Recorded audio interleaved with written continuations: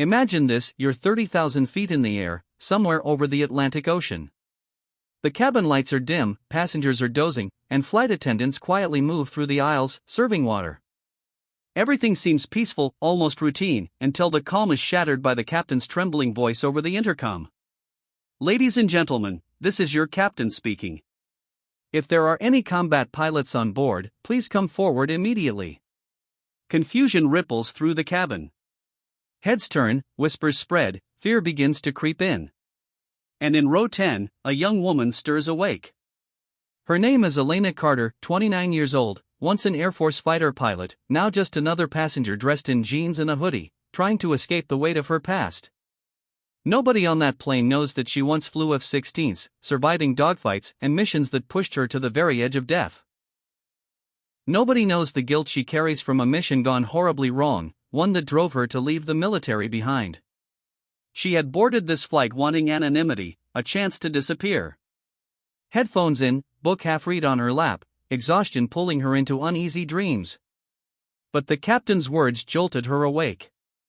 Combat pilots. Why would a commercial jet need one? Her instincts screamed to stay hidden, but the urgency in the captain's tone told her lives were at stake. Slowly, she unbuckled her seatbelt.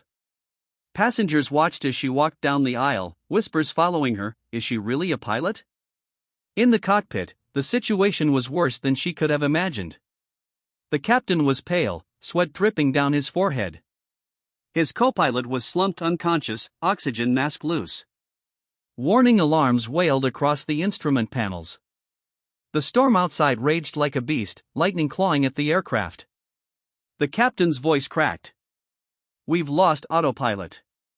My co-pilot's down. Controls are failing. If I collapse too, this plane will fall." Elena's training took over. She slid into the co-pilot seat, scanning the instruments, her hands moving with practiced instinct. Commercial jets weren't fighters, but the principles of flight were carved into her very bones. She steadied herself. "I can do this," she said firmly. The captain blinked at her. "Who are you?" She met his eyes. "Call sign Viper. United States Air Force. Retired. Taking the seat." The storm roared outside, tossing the plane like a toy. Oxygen masks dropped, passengers screamed, panic filled the cabin. But Elena's breathing slowed, her focus narrowing. She had flown through missile fire before, this storm was just another enemy to outmaneuver. "Left engine fluctuating," she muttered, adjusting power. "Hydraulics are failing," the captain warned. "Then we fight like a crippled bird," Elena answered, her voice hard as steel. She maneuvered the aircraft through violent turbulence, riding air currents with the precision of a warrior who had danced with death. Every move was calculated, too sharp and the wings would shear, too soft and they'd lose altitude. In the cabin, passengers clung to each other. A little girl whispered to her mother, "Is she an angel?" The mother, tears in her eyes, nodded. Hours felt like minutes. Fuel ran low. The storm showed no mercy. Elena's arms ached, but she did not falter. At last, through the storm, she spotted salvation, the faint glow of a runway, the emergency strip of a coastal airbase. "This is Delta 473, she said into the radio, her voice steady. "Former USAF pilot at the controls. Request emergency landing." Static hissed, then a voice answered, "Copy that, Viper. You're clear to land. We're with you." The runway lights grew larger. Crosswinds battered the aircraft, threatening to tear it off course.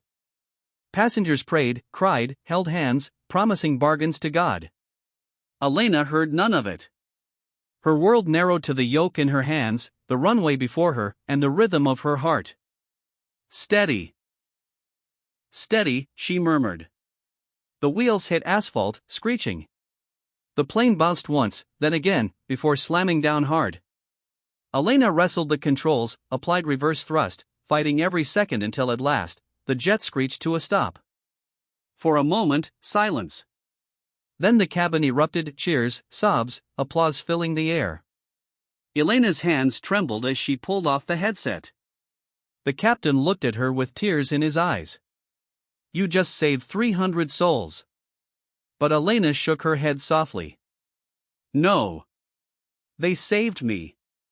For years, she had carried guilt, believing she didn't deserve life after losing her comrades.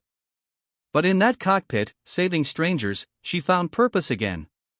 As she walked into the cabin, passengers rose to their feet, reaching for her, clapping, crying.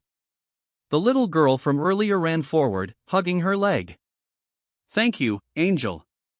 Elena smiled through tears.